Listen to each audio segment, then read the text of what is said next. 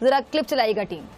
جوہر town Lahore دھماکے میں بھارت کے ملوث ہونے کے ثبوت مل گئے۔ آج آپ نے دیکھا پاکستان کی طرف ایک پریس کانفرنس ہوئی رانا ثناءاللہ صاحب کی، اور ان کے ساتھ ایک پولیس آفیسر تھے، انہوں نے کہا کہ دہشت گردی اور الزام انہوں نے انڈیا پہ لگایا۔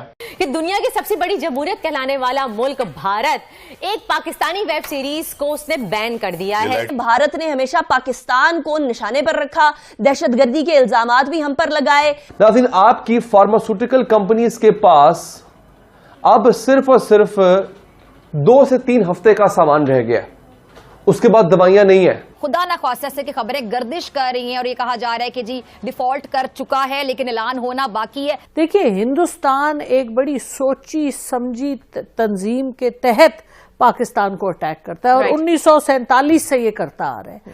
اور فارماسیوٹیکل مینوفیکچررز ایسوسی ایشن نے کہا ہے کہ بھارتی خام مال ساز کمپنیوں نے پاکستان کو ڈیفالٹ قرار دے دیا ہے۔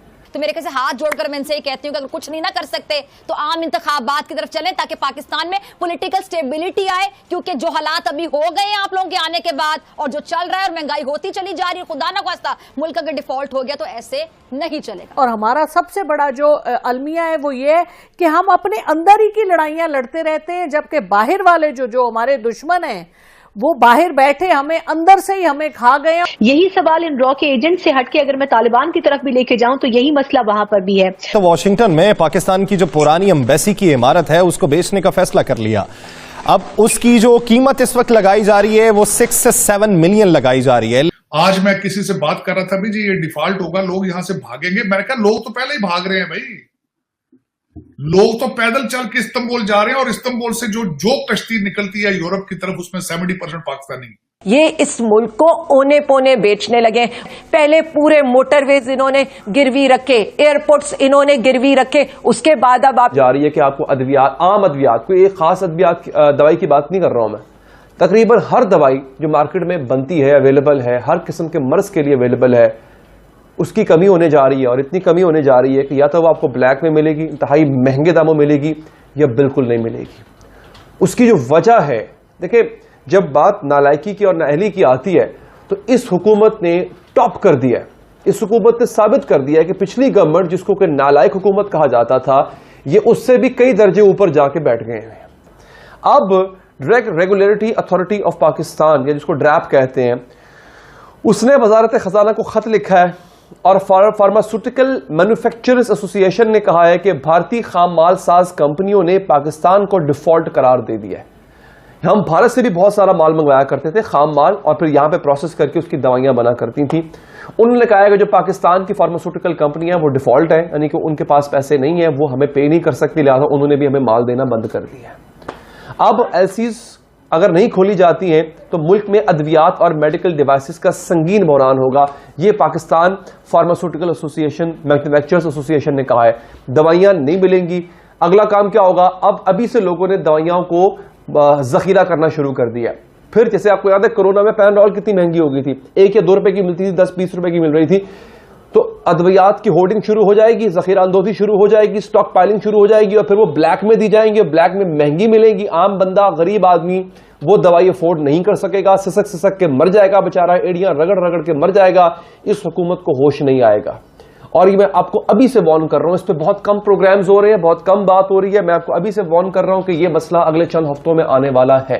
کہ بھارت کے تانے بانے کسی بھی طریقے سے ڈرائے کرنا اس کے لیے پاسبل نہیں ہے، اس لیے کیونکہ سٹنگ نیول کمانڈر کلبھوشن یادو پاکستان کی اس ٹائم پر تحویل میں ہے۔ اور یہ بھی یاد رکھیے کہ بھارت ہمیشہ دہشت گردی کا رونا دنیا کے سامنے جو ہے وہ روتا رہا، لیکن ہم انٹرنیشنل دوزیہ جس کے اندر انڈین انوالومنٹ ہوگی ٹیررسٹ کے حوالے سے، وہ اب عالمی سطح کے اوپر ایک بار پھر لے کر جائیں گے، آواز بلند کریں گے۔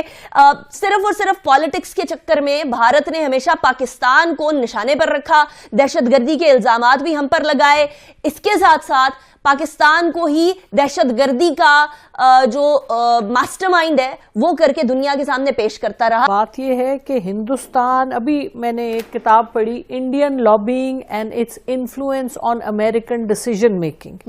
دیکھیے، ہندوستان ایک بڑی سوچی سمجھی تنظیم کے تحت پاکستان کو اٹیک کرتا ہے، اور 1947 سے یہ کرتا آ رہا ہے، اور ہم یہ باتیں سمجھتے نہیں ہیں۔ وہ لیئر بلیئر पाकिस्तान को अटैक करते हैं हर तरह से। आपकी इकोनॉमी को वो अलग अटैक करते हैं, आपके ऊपर डायरेक्ट टेररिज्म के अटैक अलग करते हैं। आपको याद है वो जो 790 जो उन्होंने लैब्स बनाई हुई थी जिनके थ्रू वो प्रोपेगेंडा की मशीन चला रहे थे, पूरी दुनिया में वेबसाइट्स थी, और इस तरह के बीसियों उनके काम। फिर आपके लोगों को वो खरीदते हैं, डबल एजेंट बनाते हैं, ट्रिपल एजेंट बनाते हैं, हमें पता ही नहीं होता हमारे कौन से लोग जो माजरत के साथ हुकूमती ओहदों पे बैठे होते हैं, पाकिस्तान के स्टेट सीक्रेट्स जा रहे होते हैं, और हमारा कोई सिस्टम ही नहीं है अकाउंटेबिलिटी का। क्योंकि देखिए अगर जौहर टाउन में कुछ हुआ तो वो हमारे लोगों ने ही किया ना जो बिके थे, और जिनको एक दफा तो हमने सजा दी, अल्हम्दुलिल्लाह हमने सजा दी, लेकिन ये पहली दफा तो नहीं हुआ ना, ये बार बार होता है। हम क्यों नहीं लोगों को पकड़ते, हम क्यों नहीं उनकी एक नजीर बनाते।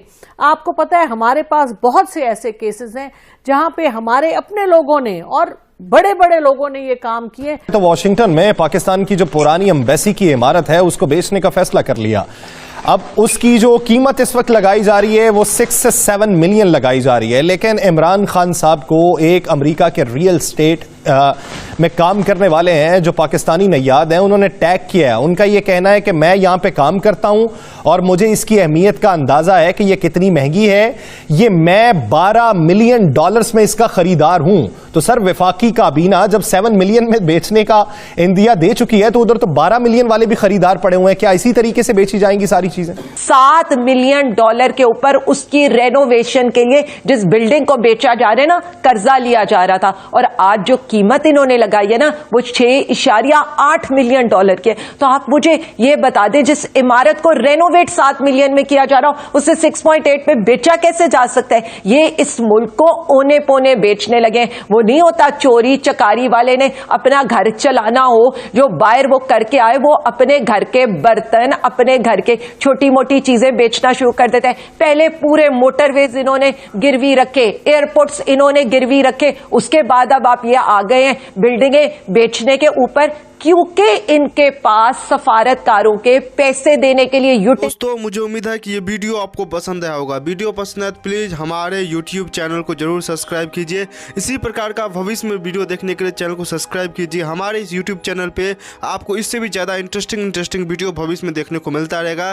तो प्लीज़ हमारे YouTube चैनल सोच टाइम्स को सब्सक्राइब कीजिए, वीडियो को लाइक कीजिए, इस वीडियो को अपने दोस्तों के साथ जरूर शेयर कीजिए। नमस्कार, फिर मिलेंगे अगले